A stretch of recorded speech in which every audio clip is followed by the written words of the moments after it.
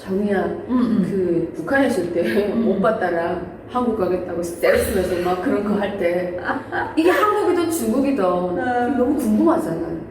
진짜 궁금하죠. 네. 특히는 북한에서 중국 갔다가 북송돼서 온 사람들 외국은 어떻다더라고. 뭐 그 사람들이 본 외국은 중국밖에 없겠지만 그쵸, 네. 이 북한 땅에 앉아있는 사람들이 해외 소식이 얼마나 목말라 있어요. 장미는 그런 거 없었어요? 아유, 언니, 나는 남들보다 더하면 더했지, 덜하지 않았죠. 나야말로 온 정신이 외부 세계에 가해는 아닌데. 그러니까 일단 오빠가 그 중국을 다녀왔잖아요. 다녀오고 나서 이러는 거예요. 중국이 많이 발전했다. 이러면서, 그러면서 꽉 덧붙이는 말이 있어요. 어디 가지 말하지 마. 이러는 거예요. 비밀이네. 알겠다고 본인이 지장을 찍고 나왔대요. 중국에 대한 일체의 정보를 발설하지 않겠다라는 지장을 찍고 나왔다는 거예요. 그러면서 어디 가서 말하지 말라고 꼭 덧붙이더라고요. 그러면서 하는 말이 비행장을 갔는데 거래항공 비행장을 보고 크게 조금 놀랐대요. 아, 우리나라 비행장도 이렇게 멋있구나라는 생각을 했다는 거예요. 대부분의 북한 사람들이 중국으로 갈 때 기차편을 이용해요. 왜냐하면 항공값이 비싸기 때문에 대부분 기차를 타고 그 중국 쪽으로 들어간단 말이에요. 근데 저희 오빠 같은 경우는 비행기를 타고 들어갔어요.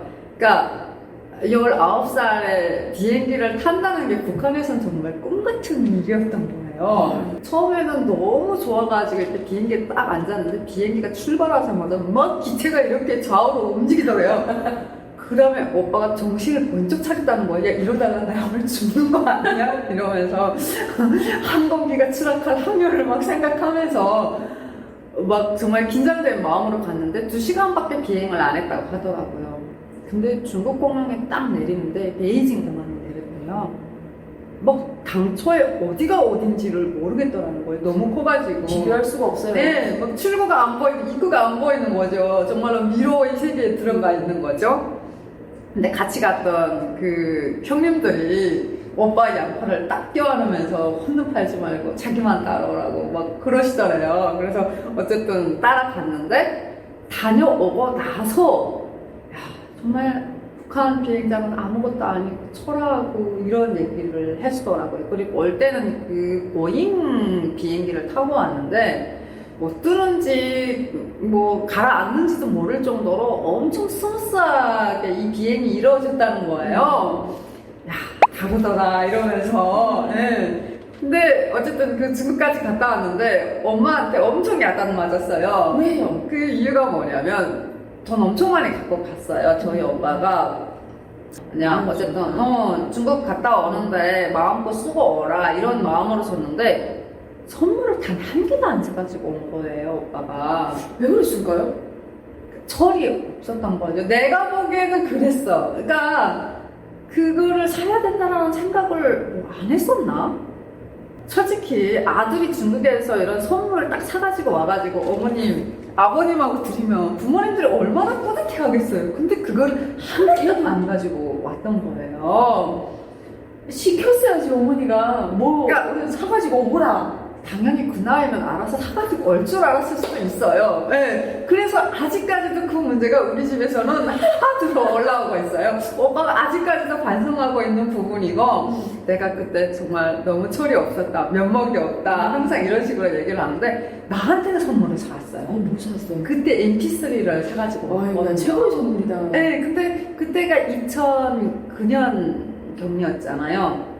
MP3를 사용하는 사람들이 많이 없었어요. 네. 근데 MP3를 딱 사가지고 오니까 너무 좋은 거예요. 내가 그때 고등학교를 다녔단 말이에요. 고3인데 애들은 정말 이따가랑 녹음기도 없는데 나는 MP3가 굉장히 작잖아요. 그거를 주머니에다 넣고 흉내를 내는 거지. MP3를 학교 가서 들을 일이 뭐가 있어요. 근데 자랑하느라고 그 어린 마음에 그러면서 가지고 다녔어요. 그러다 보니까 외부 세계에 대해서 남들보다 더 많이 알게 됐던 것 같아요. 그리고 정말로 많은 사진들을 찍어가지고 왔어요. 그 사진 하나하나가 외국의 풍경이잖아요. 궁금하지. 와, 그 수족관에서 찍었는데 위에 그냥 물고기가 이렇게 다니는 거예요. 그리고 중국 같은 경우는 또 건물 이런 거에 엄청 신경 쓰는 나라잖아요. 크죠? 네. 그렇기 때문에 뭐 건물들이 진짜 빛가방가 하단 말이에요. 다 멋있더라고요. 그래서 그 사진 한 장 한 장을 보면서 진짜 군침을 뚝뚝 흘렸죠. 그러면 나도 이런 곳에 한번 가보고 싶다. 예. 그때부터 그 마음속에 그런 바램들이 막 피어올랐던 것 같아요. 그래서 항상 그 바깥의 세계에 마음을 열어두고 있던 찰나 주변 언니가 그 탈북을 했다는 거예요.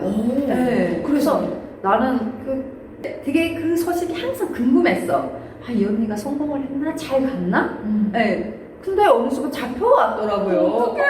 그래서 잡혀가지고 왔으니까 내가 또 가만히 있을 수가 없이 그 언니를 우리 집에 초청을 해가지고 그 나라의 정보를 드려야 할 거잖아요. 그래서 아무도 없을 때 초청을 했어요. 초청을 하고는 뭐 간식도 사주고, 아이고요, 예, 정말 뭐 별의별 아첨을 다 하는 거죠. 막 립밤도 주고 이러면서. 뭐가 그렇게 궁금했어요? 중국이라는 세계가 진짜 궁금했고, 나는 어쨌든 북한이라는 사회가 너무 폐쇄되는 사회다 보니까 엄청 이 사회를 벗어나지 못하는 거에 대한 그 갈증이 있었나 봐요.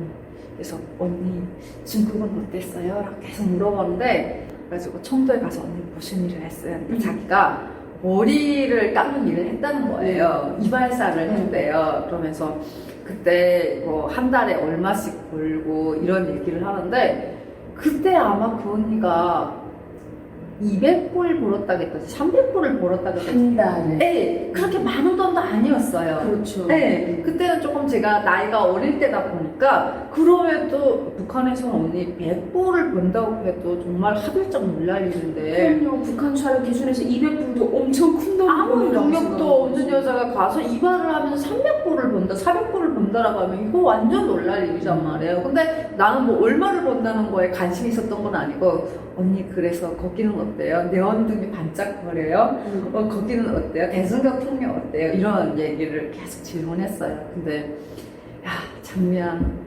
중국은 너가 생각하는 세계가 아니다 이러면서 말하자는 게 뭐예요? 중국이 좋다는 건가? 엄청나게 좋다는 거지. 이 언니는 내가 아무 세상을 경험해보지 못하는 사람으로 알고 있었던 거예요. 나는 기동량으로 벌써 어떤 세계인지를 알고 있는데, 그리고 마음속에 상상의 나래를 펼쳤잖아요. 그러면 대충 감이 온단 말이에요.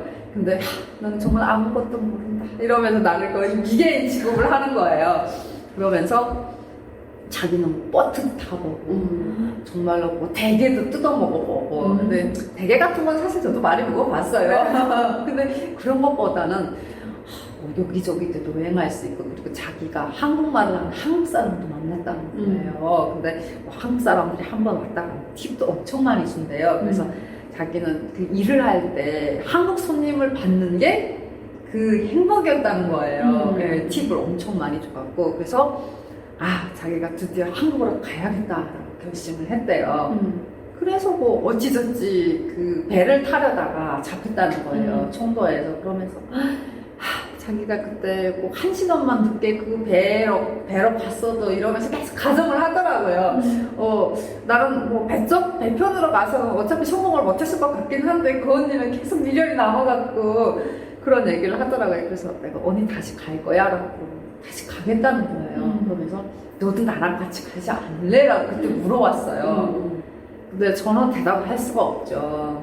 저는 당연히 집안이 가난했으면 같이 갔을 거예요. 그만큼 너무 가고 싶은 마음이 컸었는데, 그 상황에서는 따라갈 수가 없었던 것 같아요. 어쨌든 그 세계에서는 살아가는데 아무 문제가 없었으니까. 그리고 가족이 있지 않나요? 그러니까 위험한 도박에 네. 발을 선뜻 들여놓기가 포기라는 게 있어야 되거든요. 근데 그거를 모든 걸 포기하기 위해서는 다시 안 됐을 때 돌아와서 만회하기가 쉽지 않으니까. 언니, 나는 그럴 근데 수가 그때 없어요. 안 됐을 때를 생각해본 적이 없어요. 나는 그냥 가족과의 이별이 너무 큰 두려움으로 다가와가지고 중국으로 못 갔던 거지, 나는 잡혔을 때의 경우는 하나도 생각을 안 했어요.